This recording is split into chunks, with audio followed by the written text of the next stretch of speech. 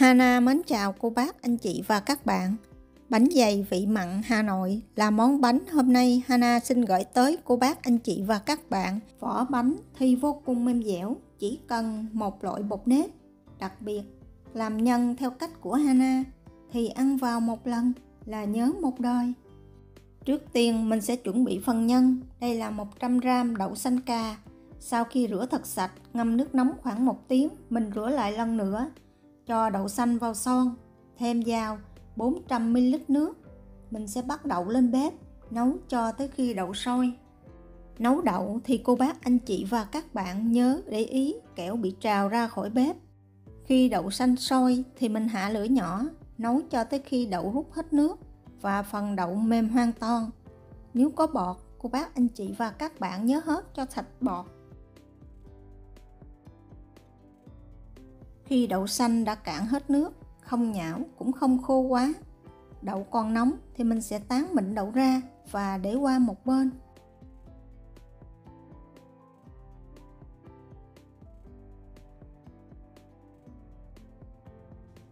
Kế tiếp mình sẽ chuẩn bị phần thịt. Để thịt không bị hôi và ăn rất là thơm ngon thì mình sẽ cho vào son 500ml nước, thêm vào 1 muỗng cà phê đầy muối, 1/2 muỗng canh rượu trắng,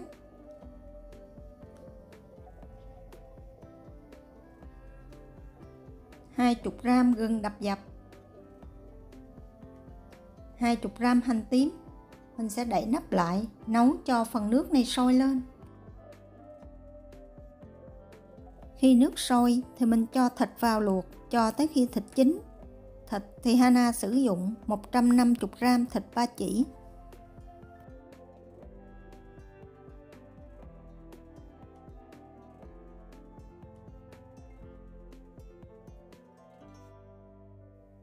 Mình thử thịt bằng cách dùng đũa xăm. Nếu miếng thịt bị lủng là thịt đã chín hoàn toàn. Tắt bếp, đậy nắp lại, để thêm khoảng 10 phút nữa.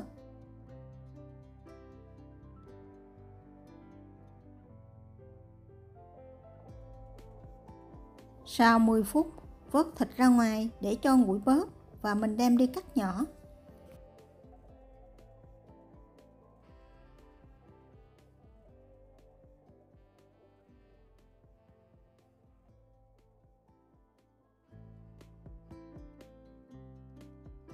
Sau khi cắt thịt xong, mình lấy 50g hành tím và đem đi cắt nhỏ. Tiếp theo, cho chảo lên bếp. Cho vào chảo 1/4 chén dầu ăn và đun nóng chén dầu này lên. Sau khi dầu nóng thì cho hành tím vào, phi cho tới khi hành vàng và thơm thì tắt bếp. Cho dầu hành ra ngoài chén để một chút mình nhồi bột cho bột được thơm ngon hơn. Chừa lại một ít trong chảo và cho hết trở lại phần hành tím vô chảo. Sau đó đun nóng lại phần hành tím này lên. Khi hành nóng thì cho hết phần thịt cắt lúc nãy vào. Sau khoảng 2 phút cho thịt thơm.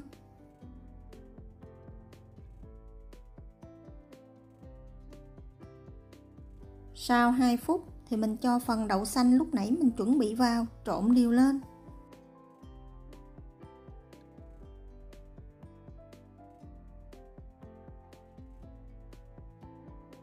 Phần nhân ngon và chuẩn nhất là không quá khô cũng không quá nhão. Để cho nhân đậm đà hơn thì Hana cho vào khoảng 1 vá nhỏ nước luộc thịt, khoảng 50g. Mình sẽ trộn đều phần thịt này lên. Sau đó nêm nếm lại cho vừa miệng. Gia vị nêm thì Hana cho vào 1 muỗng cà phê tiêu và 1/2 muỗng cà phê bột nêm.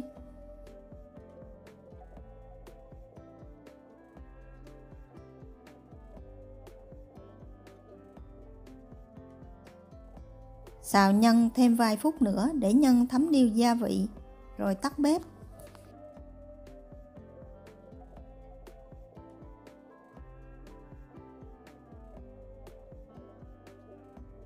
Để nhân cho thật là nguội trước khi gói bánh. Với phần nhân này và phần bột thì Hana chia làm 10 cái bánh.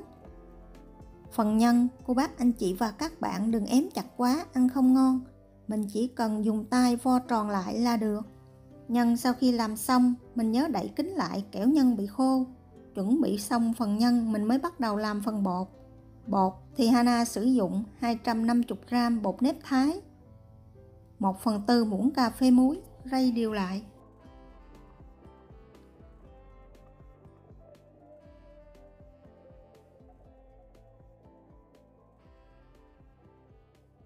Thêm vào bột 1,5 muỗng canh dầu hành giúp cho bột bóng mềm và thơm ngon hơn.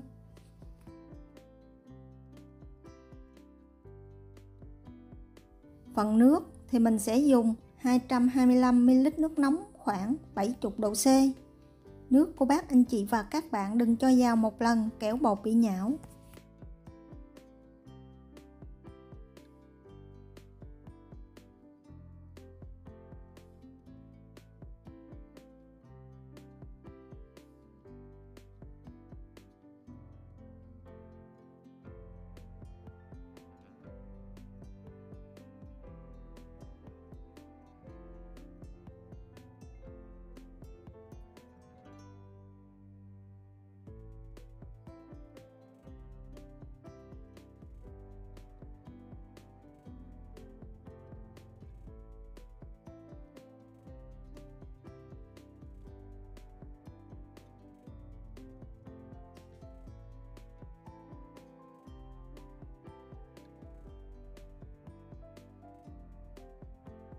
Bột bánh đạt là khối bột hơi mềm, không khô quá nhưng mà cũng đừng nhão quá. Mình sẽ gập bột lại, cuộn tròn và để cho bột nghỉ khoảng 30 phút.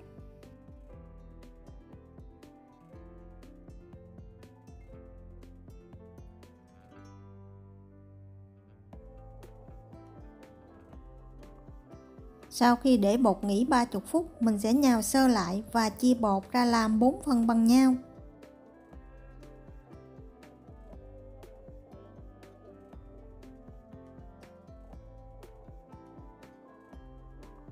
Mình vo tròn và ấn dẹp bột khoảng 10 cm.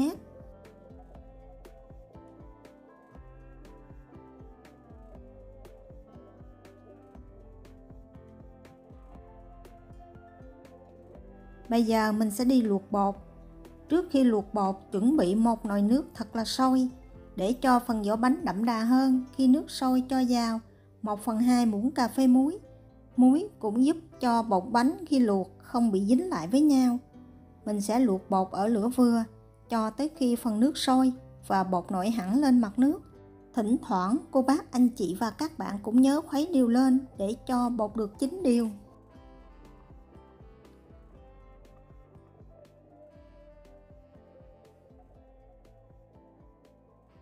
Khi nước sôi và bột đã nổi lên mặt nước thì mình sẽ hạ lửa nhỏ, nấu thêm khoảng 5 phút nữa.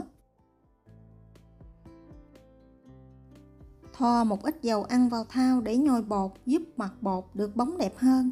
Và đồng thời, nếu cô bác anh chị và các bạn có thau nhựa, mình thoa dầu vào. Khi nhồi bột, bột không bị dính xuống thau.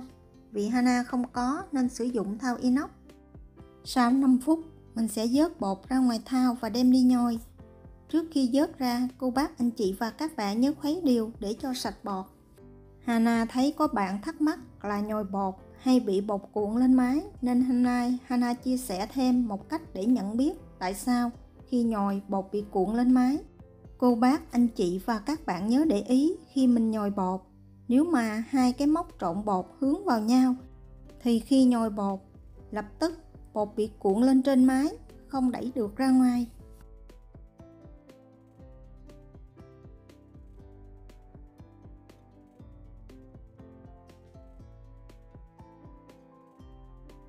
Và đây là cách lắp móc trộn bột đúng nhất. Hai móc trộn bột hướng ra ngoài và phải ngược chiều với nhau. Và bây giờ cô bác anh chị và các bạn có thể thấy khi mình đẩy bột sẽ dễ dàng. Bột chuẩn nhất là khi mình trộn bột xong kéo lên bột không bị đứt là bột đạt. Nếu bột bị đứt là bột khô. Cô bác anh chị và các bạn cho thêm một ít nước nóng vào từ từ. Mình trộn cho tới khi phần bột kéo lên không bị đứt, giống như của Hana là bột đạt. Cách nhồi bột này Hana học từ chị bếp Hoa. Hana cảm ơn chị rất là nhiều. thoa một ít dầu ăn chống dính ra bàn. Sau đó mình kéo dài bột giúp cho bột được dẻo dai hơn. Phần bột này khi còn nóng ấm thì mình đem đi tạo hình sẽ dễ dàng hơn. Bột này mình sẽ chia ra làm 10 phần và bọc 10 nhân lại với nhau. Phần bột này và phần nhân rất là vừa. Nếu cô bác, anh chị và các bạn bọc bột mỏng hơn, bánh ăn sẽ không ngon.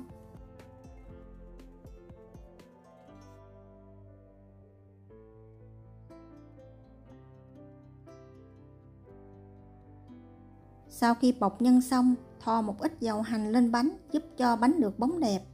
Và mình sẽ để riêng rẽ từng cái bánh với nhau, để yên khoảng 30 phút cho mặt bánh khô lại.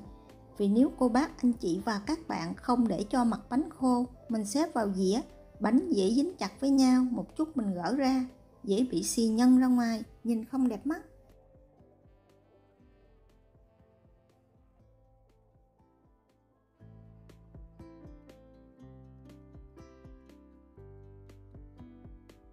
Vì bột bánh rất là mềm dẻo nên khi xếp bánh lên trên dĩa, cô bác, anh chị và các bạn nhớ mặc màng bọc thực phẩm và quét một ít dầu ăn chống dính.